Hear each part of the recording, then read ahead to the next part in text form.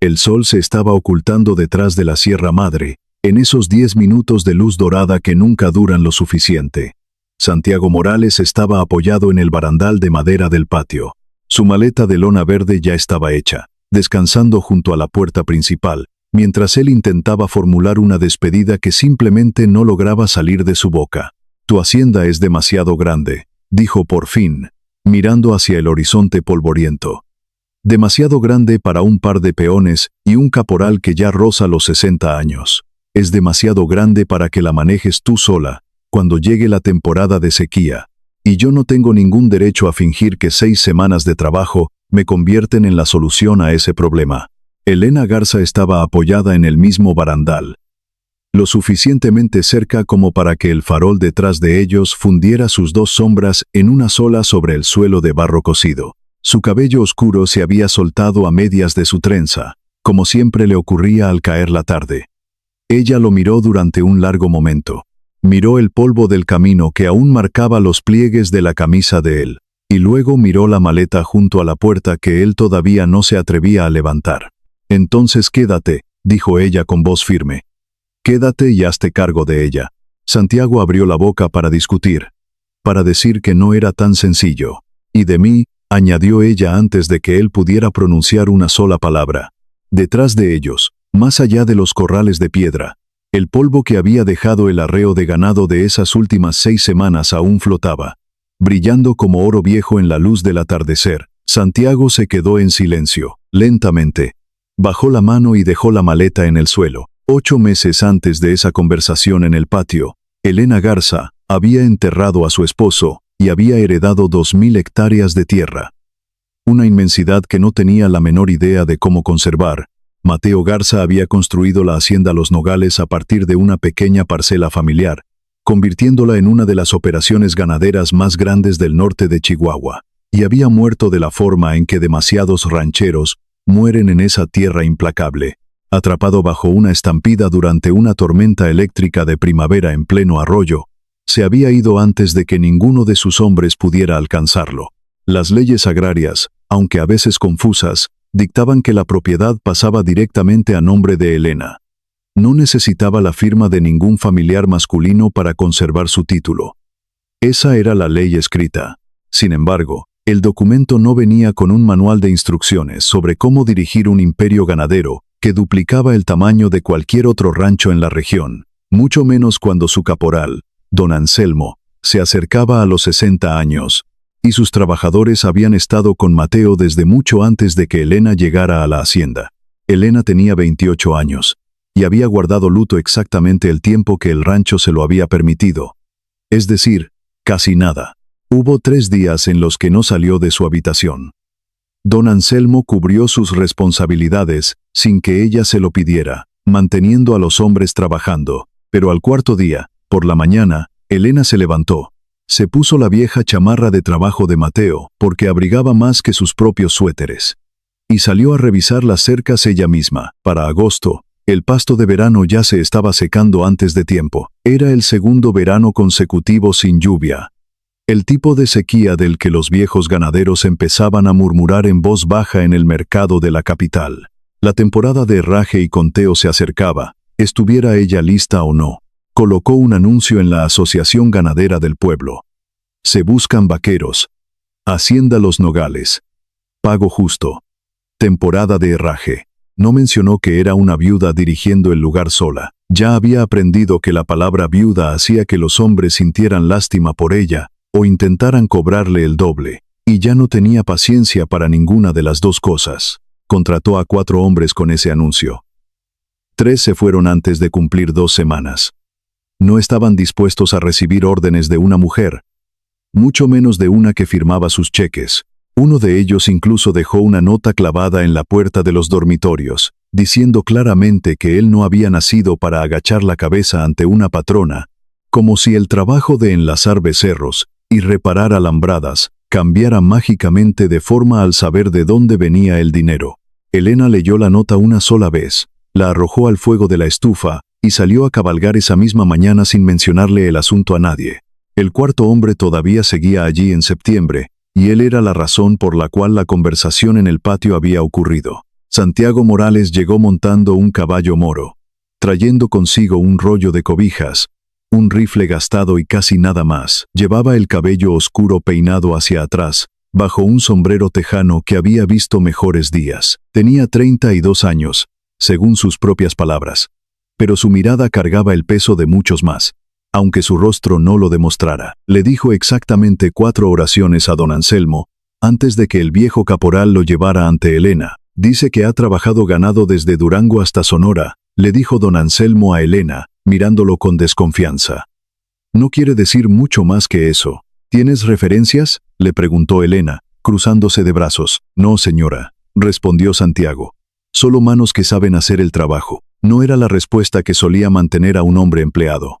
Pero había algo muy sincero y directo en la forma en que lo dijo. Habló como un hombre que hace mucho tiempo decidió que su pasado era asunto suyo, y que su presente era cualquier trabajo que tuviera frente a sus ojos. Era un silencio que Elena reconoció de inmediato, porque ella misma llevaba meses viviendo una versión de ese mismo silencio. Muéstrame, dijo ella, señalando con la barbilla hacia el corral. Allí, un potro sin domar llevaba una semana dándoles una paliza a 3 de sus mejores hombres.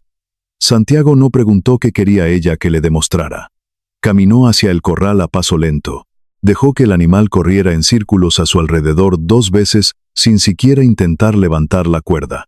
En menos de 20 minutos, tenía al caballo quieto y tranquilo, respirando junto a su hombro, y lo hizo sin levantar la voz ni una sola vez. Elena observó todo desde la cerca, y se descubrió a sí misma notando detalles que no tenía intención de notar. La firmeza de sus manos, la manera tan serena en que le hablaba a un animal asustado, y el hecho de que él nunca miró hacia atrás para comprobar si ella estaba impresionada. «Estás contratado», dijo Elena. Don Anselmo siguió murmurando quejas sobre forasteros, sin referencias durante 2 semanas más. Hasta la mañana, en que Santiago sacó a un becerro atrapado en un lodazal en los pastizales del norte. Usó solo su soga, la cabeza de su silla de montar, y su propia fuerza. Lo logró en menos de 4 minutos sin ayuda de nadie, mientras el resto de los hombres apenas venían cabalgando hacia el ruido. Después de eso, don Anselmo dejó de quejarse, aunque seguía mirando a Santiago con los ojos entrecerrados, propios de un hombre que se reserva el juicio final. Por su parte, Elena se descubrió observando al nuevo vaquero trabajar por mucho más tiempo del que estrictamente requería su labor de patrona, y por razones que no tenían absolutamente nada que ver con juzgar su desempeño. Esa misma semana, don Ramiro Velázquez apareció en la hacienda en su reluciente camioneta blanca, sin previo aviso. «Seré directo con usted, señora Garza», dijo Ramiro, bajando la ventanilla pero sin molestarse en apagar el motor. «Manejar un rancho de este tamaño usted sola la va a enterrar antes de que llegue el próximo invierno. Le ofrezco un precio justo, más justo del que conseguirá de cualquier otro en todo Chihuahua. Y podrá instalarse cómodamente en la ciudad con dinero en el banco antes de que caigan las primeras heladas». «La hacienda no está a la venta», respondió Elena desde el porche, con la espalda recta. «Todo está a la venta tarde o temprano», dijo Ramiro, con un tono extrañamente amable. Era el tono de un hombre que ha visto cómo el mundo le da la razón tantas veces, que simplemente asume que así es la vida. «He comprado 6 propiedades más pequeñas que esta en los últimos 4 años. Todos y cada uno de los dueños pensaron que podrían aguantar. Yo le doy tiempo a la gente para que entre en razón. ¿Es una amenaza, don Ramiro?» «Es paciencia», respondió él. «Aunque ya que estamos siendo directos, el arroyo de las Ánimas cruza por sus tierras del norte antes de llegar a los terrenos principales de mi propiedad, y he estado comprando todos los derechos de agua río arriba durante los últimos 2 años. Un hombre en mi posición no necesita amenazar a nadie. Solo necesita que el verano sea seco». Se ajustó el sombrero de ala fina y sonrió levemente. «Y este perfila para ser un verano muy, muy seco». Arrancó la camioneta y se alejó levantando una nube de polvo antes de que ella pudiera responder. Elena se quedó de pie en su propio patio, sintiendo un escalofrío pero con la mente más clara que nunca. Comprendió que la verdadera guerra por su hacienda acababa de comenzar en silencio. Recordó entonces que Mateo nunca había registrado formalmente una concesión de agua ante la Comisión Estatal por el Arroyo de las Ánimas. Su familia había abrevado al ganado allí desde los tiempos de su abuelo. Simplemente siempre lo habían usado. bajo la vieja costumbre de los pueblos de que el uso histórico era su propio título de propiedad.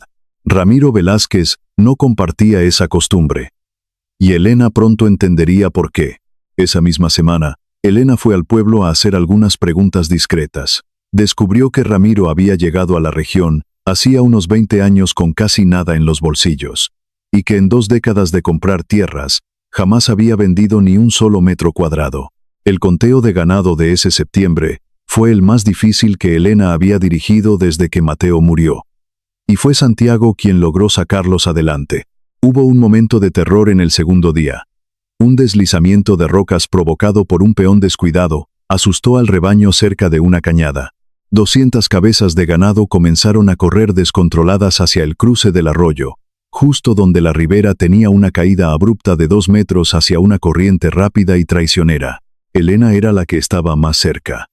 Espoleó a su caballo para intentar cortarles el paso, pero Santiago apareció de la nada, galopando al límite por su flanco derecho.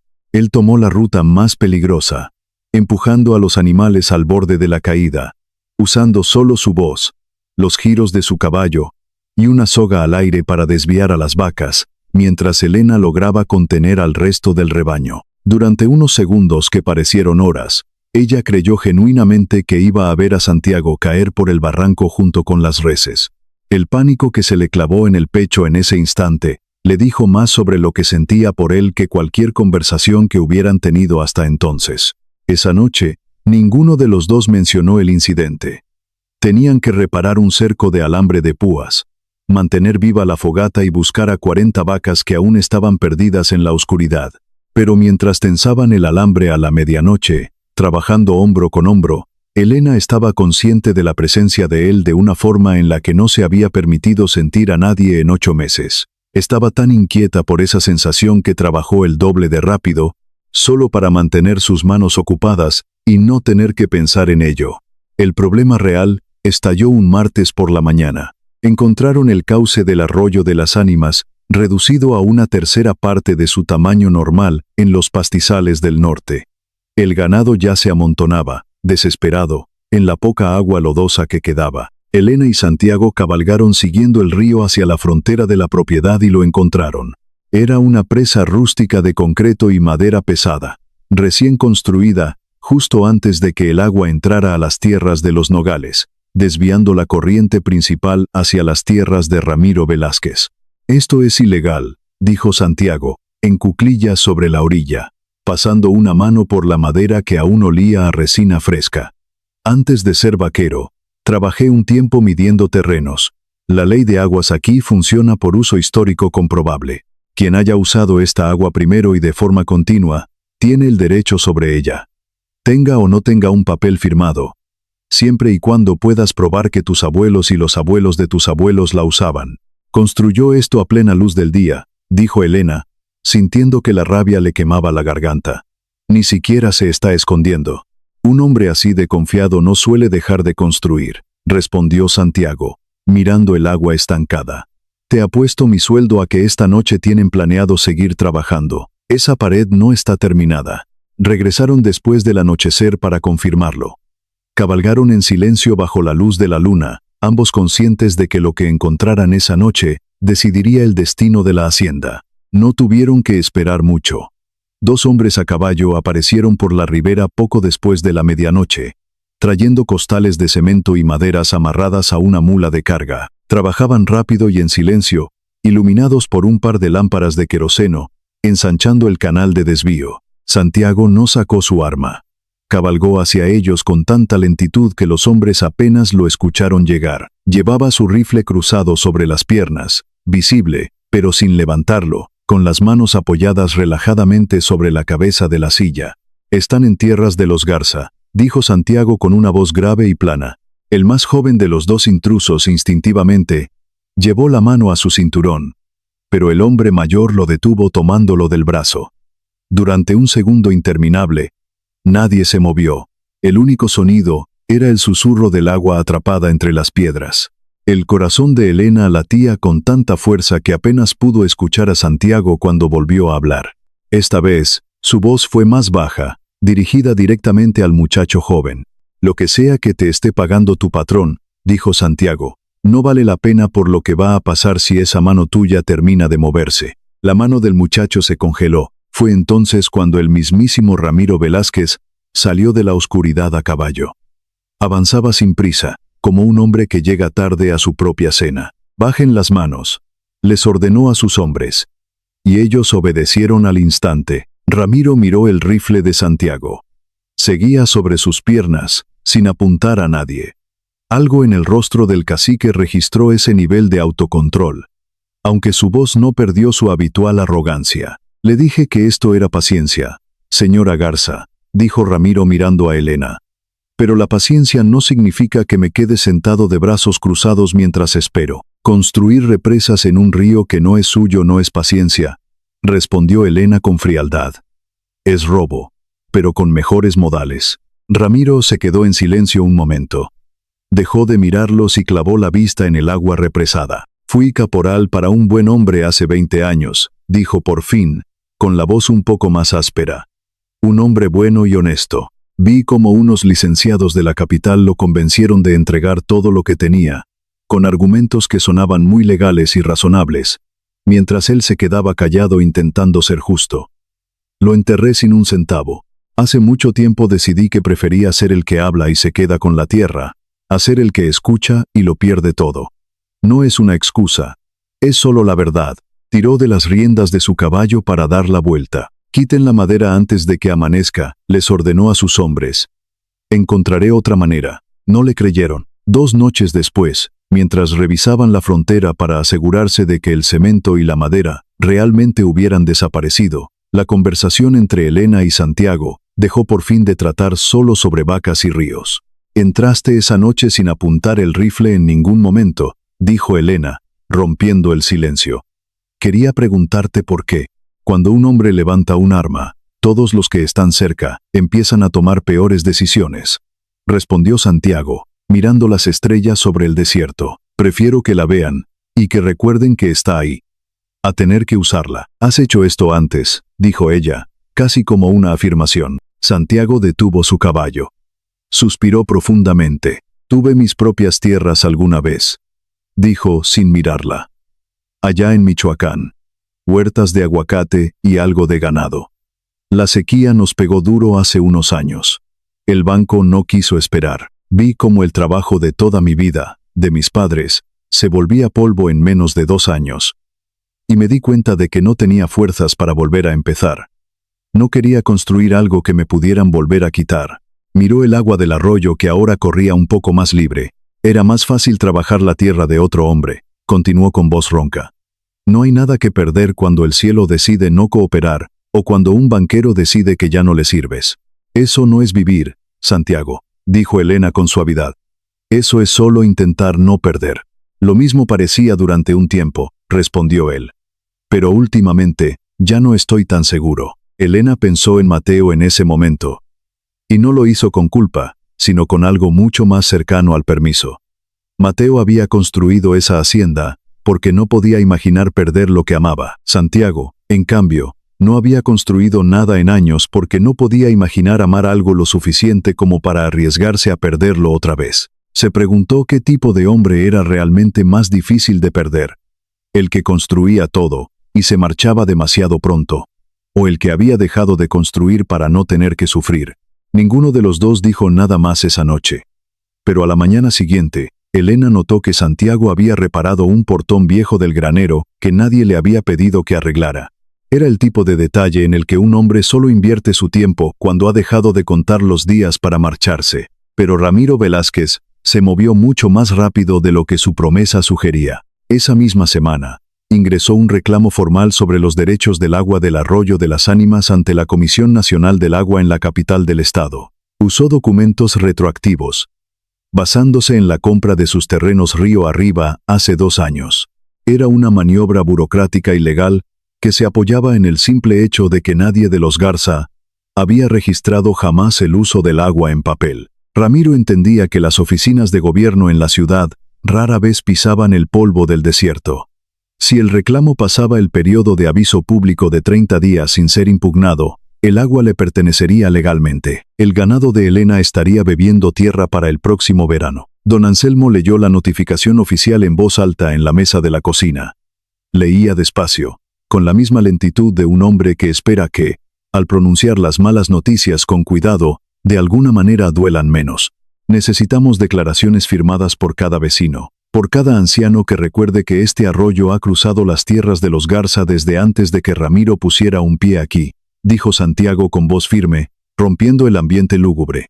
Y necesitamos estar parados en esa oficina de gobierno con todos esos papeles antes de que se acabe el plazo. Eso significa cabalgar y manejar por medio estado, dijo Elena, frotándose los ojos. Entonces empezamos a ensillar ahora mismo, respondió Santiago, tomando su sombrero de la mesa. Ya no se habló de su partida. Ambos entendían perfectamente que una pelea por el agua era, en el fondo, una pelea por todo lo demás. Si Elena perdía la hacienda, no tendría ninguna razón para pedirle a nadie que se quedara. Pasaron 11 días, recorriendo cada comunidad rural, cada ejido y cada pequeño rancho, en un radio de 50 kilómetros, que alguna vez hubiera dependido de esa cuenca. El viejo Efraín, un ejidatario de piel curtida que había trabajado junto al abuelo de Mateo, recordaba el río desde antes de que Elena naciera. Firmó su declaración con una mano que temblaba por los años, pero no por cobardía. Tu suegro solía decir que el agua no tiene dueño, le dijo don Efraín, sirviéndoles café de olla en un jarrito de barro, mientras Santiago tomaba nota. Decía que le pertenece al que la necesita lo suficiente como para seguir viniendo a buscarla, año tras año. Supongo que ahora esa eres tú, muchacha. Los líderes de 2 familias indígenas del norte, que acampaban estacionalmente en el valle, recordaron que el agua corría libre por allí desde mucho antes de que ningún Garza o Velázquez tuviera un solo papel. Era un testimonio que los tribunales a veces ignoraban, pero Santiago se aseguró de que quedara asentado en las actas con sellos oficiales, y así se lo exigió al secretario del tribunal, cuando intentaron rechazar el documento. Una docena de pequeños ganaderos a los que Ramiro ya había intentado extorsionar, añadieron sus firmas también. Algunos de ellos sonreían al firmar, aliviados de tener por fin la oportunidad de plantarle cara al cacique, bajo el amparo de la multitud. Para el 11º día, cuando regresaban a la capital del estado en la fría y gris hora de la madrugada, antes de que abrieran las oficinas de gobierno, Elena tenía en sus manos una carpeta con testimonios, lo suficientemente gruesa como para llenar una alforja, y tenía la profunda y agradecida certeza de que nada de eso existiría sin el hombre silencioso que conducía la camioneta a su lado. Un hombre que había pasado 11 días haciendo un trabajo que nadie le estaba pagando por hacer. La audiencia en el tribunal agrario duró menos de 1 hora. El abogado de Ramiro sacó a relucir fechas de compra y sellos recientes. Santiago, de pie con su sombrero en la mano, presentó 20 años de historia ininterrumpida, documentos firmados, testimonios jurados y el peso del uso comunitario frente a un papel impreso a última hora para reclamar lo que nunca había sido suyo. El juez agrario, un hombre cansado de ver a caciques intentando saltarse la ley mediante huecos legales, dictaminó según la esencia de la ley mexicana. El uso histórico y continuo de la comunidad siempre superaba a un papel tramitado con mala intención. El agua se quedaba en los nogales. Ramiro Velázquez se levantó y salió de la sala sin decir una sola palabra, lo cual le demostró a Elena que habían ganado de manera definitiva. Afuera, en los escalones del Tribunal de Gobierno, bajo el sol brillante de Chihuahua, Santiago se quedó de pie, dándole vueltas a su sombrero entre las manos. El agua es tuya, dijo él, sin mirarla a los ojos. La temporada de herraje ya terminó. Supongo que mi trabajo aquí está hecho. Supongo que sí, respondió Elena, observándolo con cuidado, sintiendo un nudo en la garganta. Debería ir moviéndome antes de que caiga el invierno, dijo él. Pero no movió ni un solo músculo. Esa fue la misma conversación que terminó 6 días después en el patio de la hacienda, justo al atardecer, con la maleta de lona junto a la puerta, el polvo dorado flotando sobre los corrales, y las 2 frases que por fin lograron decir lo que 11 días en el camino no habían podido. Se casaron en la parroquia del pueblo antes de la primera helada de noviembre. Don Efraín fue su testigo, y la mitad de los pequeños ganaderos que habían firmado esos papeles se presentaron a la fiesta, en el patio de la hacienda, del modo en que lo hace un pueblo cuando acaba de ver a uno de los suyos defender algo que valía la pena salvar. Don Anselmo se retiró ese mismo invierno a una cabaña dentro de la propiedad, con la condición, impuesta por él mismo, de que seguiría teniendo la última palabra en cualquier decisión importante sobre los caballos. Santiago registró los derechos del Arroyo de las Ánimas correctamente esa primavera, a nombre de los dos, para que ninguna represa de cemento volviera a encontrar tierra fértil donde levantarse. Ramiro Velázquez nunca volvió a cabalgar hacia sus tierras, ni para cenar, ni para ofrecerles dinero. Pero a la primavera siguiente, llegó una carta a la hacienda con su letra. Solo tenía 3 líneas, no contenía una disculpa como tal, solo un reconocimiento de que se había equivocado sobre cómo terminaría esa pelea, y un breve deseo de que el agua los tratara con más piedad de lo que lo había tratado a él en su juventud. Elena leyó la nota un par de veces. Luego la guardó en el mismo cajón donde conservaba las cartas de Mateo, no porque el mensaje de Ramiro perteneciera a ese lugar, sino porque aún no sabía en qué otro sitio se suponía que debía guardarse el respeto de un enemigo. La hacienda todavía era demasiado grande para un par de peones y un caporal viejo, pero ya no era demasiado grande para 2 personas que habían decidido mantenerla a flote a propósito. Para el siguiente mes de septiembre, mientras observaba el polvo del ganado elevarse sobre la tierra que casi se le escurre de las manos 2 veces en un solo año, Elena comprendió por qué Santiago había tenido razón aquella tarde en el patio. En la única frase que realmente había importado, la hacienda siempre había sido demasiado grande para manejarla sola. A veces pienso en esa represa de cemento en el arroyo, y en los 2 hombres tan distintos que se pararon frente a frente en la oscuridad. Ramiro no estaba equivocado en su visión del mundo. Había visto a un hombre bueno perderlo todo, y decidió que prefería ser él quien sostuviera los papeles antes de ser el que los perdiera. Puedes entender ese dolor, y aún así saber que construyó la trampa equivocada en la oscuridad para sentirse a salvo. Santiago también había perdido su tierra, pero a él lo rompió en una dirección completamente distinta. Lo empujó a no querer volver a tener nada, solo para asegurarse de no sufrir al perderlo. Hizo falta una mujer que no le exigía que arriesgara su vida, sino que simplemente arriesgara su corazón, para que eso cambiara. Es la misma herida de la vida, pero apuntando en 2 direcciones opuestas. Un hombre construyó una presa para robar. El otro hombre reparó un viejo portón que nadie le había pedido que arreglara. Creo que eso es lo que te dice quién es realmente una persona. No es lo que la vida les quitó, sino lo que, en silencio y sin que nadie los vea, empiezan a construir después.